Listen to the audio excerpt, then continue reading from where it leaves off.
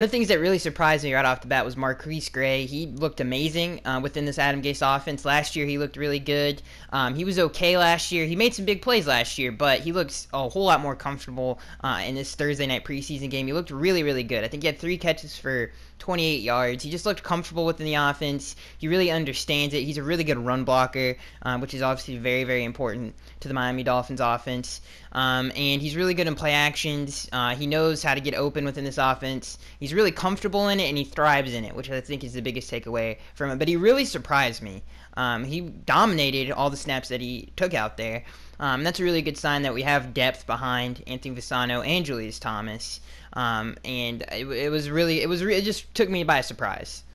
Another thing that I thought was really encouraging, especially on the defensive side of the football, was William Hayes. I thought he looked really good out there. He was dominant. He pushed his offensive linemen around his matchup. He totally dominated his matchup, and he looked really, really, really, really good. And that's something William Hayes did in LA and in St. Louis throughout all of his years there. He was just really dominant in the run game, and he looked really dominant in the run game with all the snaps he took out there. And overall, the run defense looked better than it did last year in last year's preseason.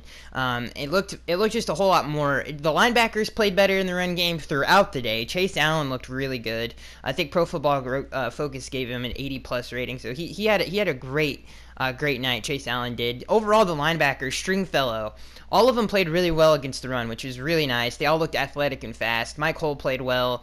Lawrence looked good. Kiko, he had a busted coverage, but other than that, he looked really, really good. So the thing that really I liked was the defensive ends were setting the edge, which is something we did not see last year. That's something that our defensive ends struggled with last year. The knock on our team last year was our defensive ends are too small, especially Andre Branch. He looks a little small he looks like more like a outside linebacker than he does a defensive, especially a 4-3 defensive end. And we kind of struggled with that last year in terms of setting the edge against the run.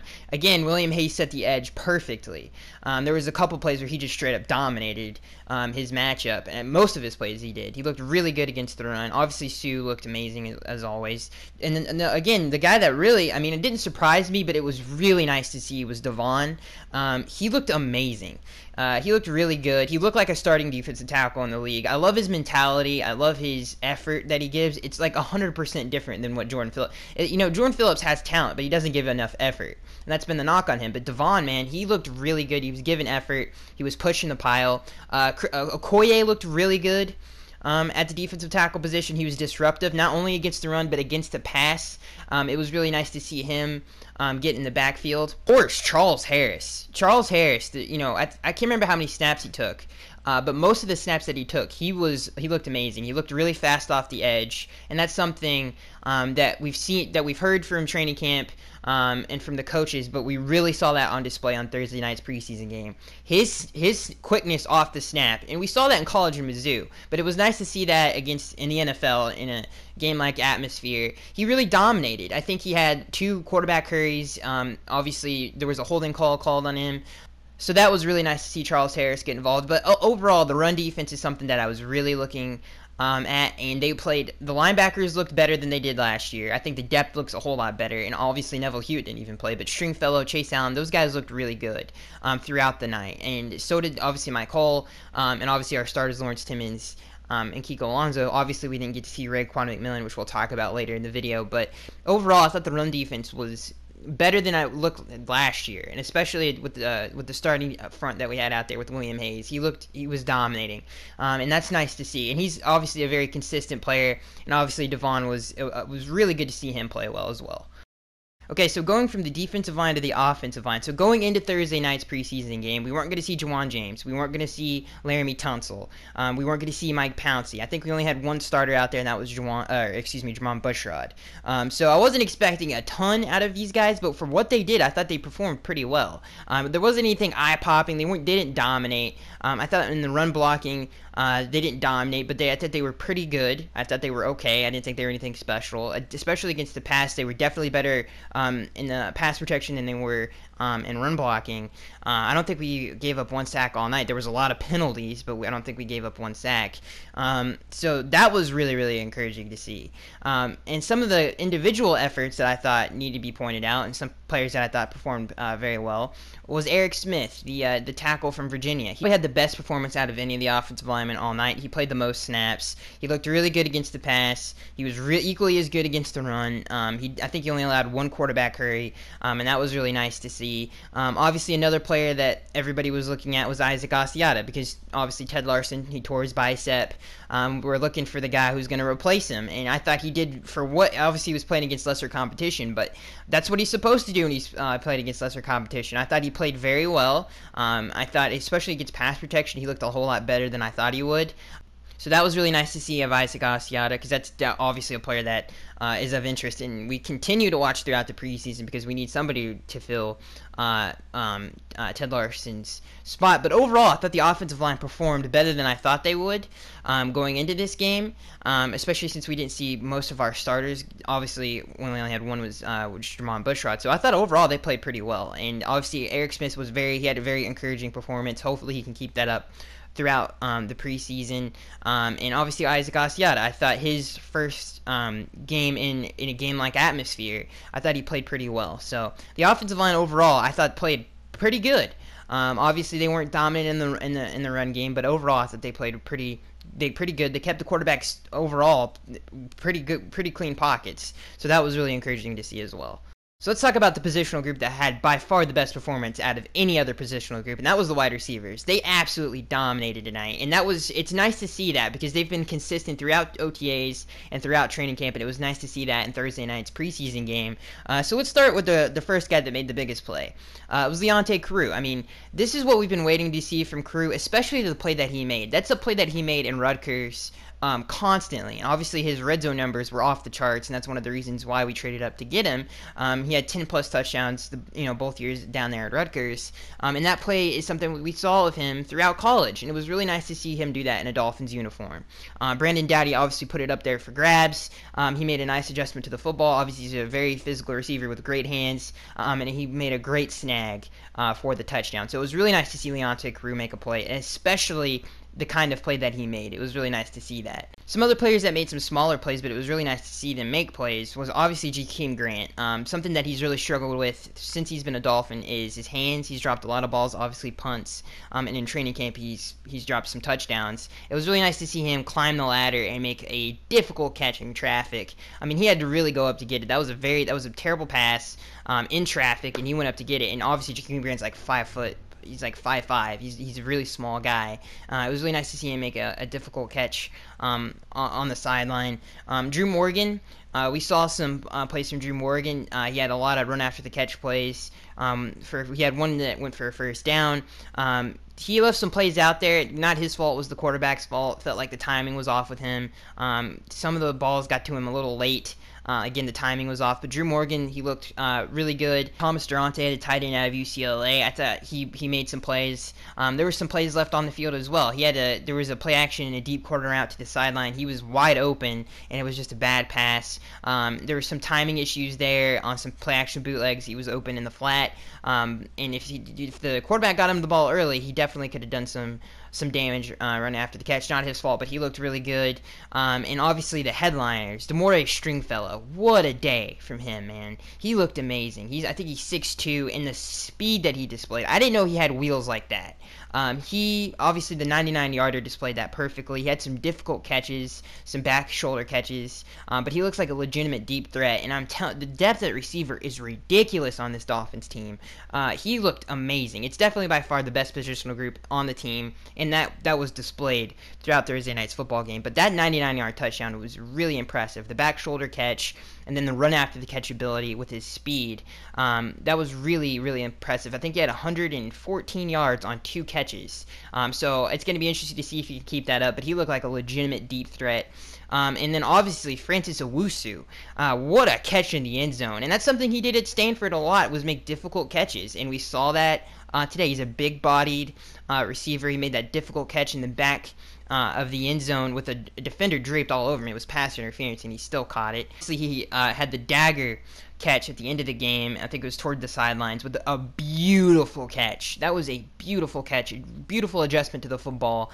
Tiptoed on the sideline, went out of bounds. That was another back shoulder fade. He looked like a deep threat and a red zone threat, which was really nice to see. Overall, the receivers looked amazing. I thought they looked really, really good. Especially, it just shows you how much depth we have on this football team. It's nice to see them play consistently, and it was obviously really nice to see Leonte Carew make a play, getting in the end zone. The thing that I really liked, the play that was probably made me smile and made me the most happy out of any other play, was that 99-yard touchdown, and not because of the ability that he showed, but because of the mentality of the football team. If that doesn't show you the family-like atmosphere and culture that Adam Gase has brought, the competitiveness that Adam Gase has brought to this Dolphins football team, that was a perfect personification of that when he scored that touchdown and our entire bench ran to the end zone. Was amazing. It got the fans going, it got them into the football game, but that was a really nice display of the culture that we have down here with Adam Gase, and just the mentality that Adam Gase has projected onto his players. That was a perfect picture.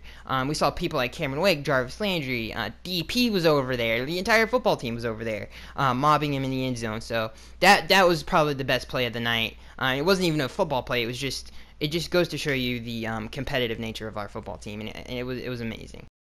So this was obviously the biggest story of the day, and obviously the saddest story of the day. It was Raekwon McMillan. I mean, how many injuries is this Dolphins team going to have to go through? But obviously, the Dolphins fear that he tore his ACL. We don't know for sure yet.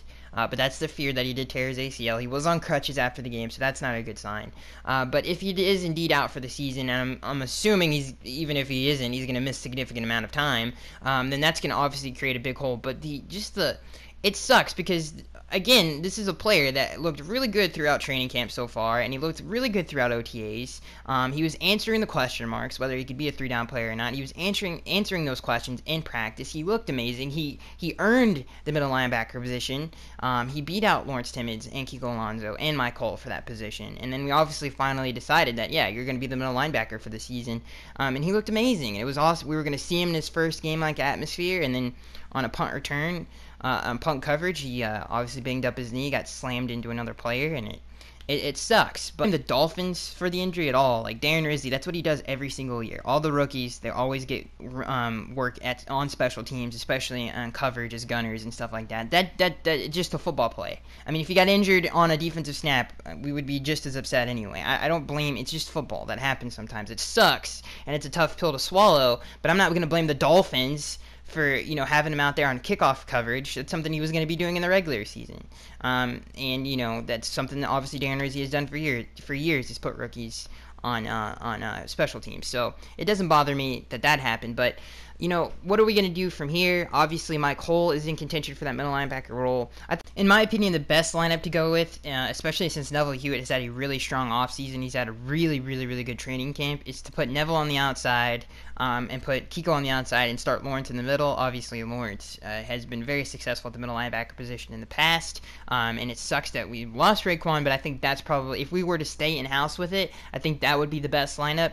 If we were to go outside of the organization, there's a lot of rumors right now that the Dolphins might trade a receiver for a middle linebacker. I don't want to do that. I think that's stupid. I don't know why we would do that. I think the more depth you have at any position, the better, especially since the amount of matchup nightmares we can cause with the talent that we have. But I think Zach Orr, he's still out there, and he is a very talented linebacker. Obviously, his injury past isn't the greatest, but I think we should probably go out and consider him. He's still out there as a free agent, super talented linebacker. Definitely bring him in. He's obviously had tremendous success in the past. He's only, 25 years old? So if we were to go outside of the building, I think rather than trade for somebody and lose assets, I think we should go after Zach Orr. But overall, it just sucks, just because of the offseason Raekwon has had, and I think he was going to have one heck of a rookie season, and it's just a tough pill to swallow. Either way, even if we go get Zach Orr or trade for somebody, I really wanted to see number 52 out there. I thought Kenyon Drake and Damian Williams looked a whole lot more comfortable within this offense than they did last year, especially Damian Williams. He looked a whole lot more comfortable. His runs were more decisive. He knew where he was going with the football. He looked really, really good, especially since the run blocking wasn't the greatest. I thought he played well in despite of that, and I thought Kenyon Drake looked a little bit more comfortable as well. And some of the negatives, some of the gripes that I had, the special teams, the coverage early on was poor, especially when Roberts was out there. Their starting kick returner, I thought that could have been a little bit better. Obviously, we were punting in the way. It wasn't the greatest field position in the world, but I thought we could have done a little bit better of a job. I thought the special teams got better as the game went along. Obviously, special teams, you can make an argument. One is the preseason game. Obviously, the fumble, and then Jordan Lucas recovered the fumble again when it hit off a Falcons player. So I thought special teams started off a little slow, so that was not alarming, but it was surprising to see, because usually Darren Rizzi's unit is pretty sharp. I thought the middle of the field in terms of coverage was wide open. I thought there could have been a little bit better. Hopefully we see improvements in that throughout the preseason. We see a little bit better play there. I thought the slot corners could have definitely played better.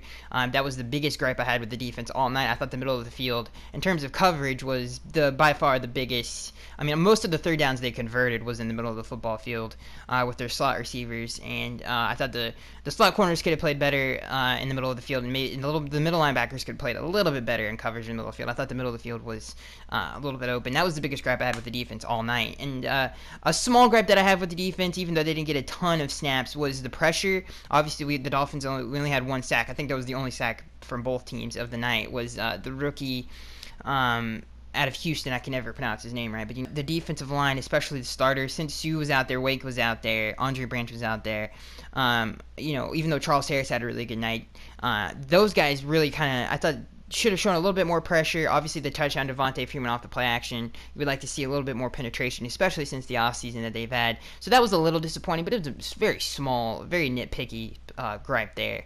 Some of the other things, that was about it, really. Nothing else really I thought was bad.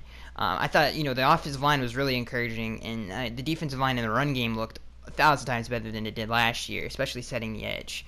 But the only thing I had problems with was the defense in the middle of the field. I thought the coverage could have been a little bit tighter. Since we brought in Werner and Bobby McCain, I really wanted to see them have strong games. They didn't really have the strongest games. Like I said, most of the third downs that were converted was in the middle of the football field. And then obviously the defensive line, I thought they could have got a little bit more pressure. Just the starters. I'm talking about the starters. Some people are making a whole lot of noise about the third down conversion thing. I'm not making a bunch of noise about that. Obviously, this isn't the plays that were called are not. Those are very base, very bland calls. You don't want to show your hand in preseason. That goes for every team. Every team, every offensive coordinator runs basically basic plays, base plays. This isn't the offense that you're going to see in the regular season. So I'm not concerned about the third down conversion rate thing. I thought the offense overall played decently well. I thought that, the backup quarterbacks, their timing and the releases, their timing was off. They really didn't get the ball out of their hands quick enough. They didn't make decisive decisions, but they didn't play terrible. And I thought that was one of the reasons the third down conversion rate wasn't as I'm not making a big noise out of that, stink out of that, because of who was playing quarterback. But Matt Moore, obviously, he went 3 and out on his first drive. And we had most of our receivers out there. Obviously, I think DP Juice was out there at the time. But I'm not making a big stink out of that. I think there was 2 runs and 1 pass. So the receivers got 1 play, basically. So that is going to be it, guys. Those were my takeaways from preseason Thursday night's game. Let me know what you guys thought. Who did you think had the best performance out of the day? I'm going to assume it's Demore Stringfellow. That's who I would give my MVP trophy to. I thought he had the best performance. Let me know what you guys think of Thursday night's game, and I'll see you guys in the next one. Before we start the podcast, let's get through the rigmarole first. Remember, guys, this podcast posts each and every single Wednesday. The first segment of the show, we go through all the Miami Dolphins news you need to know about. The second segment of the show, we go through all the AFC East news you need to know about. The third segment of the show, we highlight some of the players that are must-watches on game day. And the fourth segment of the show, we go through the Miami Dolphins fan Q&A.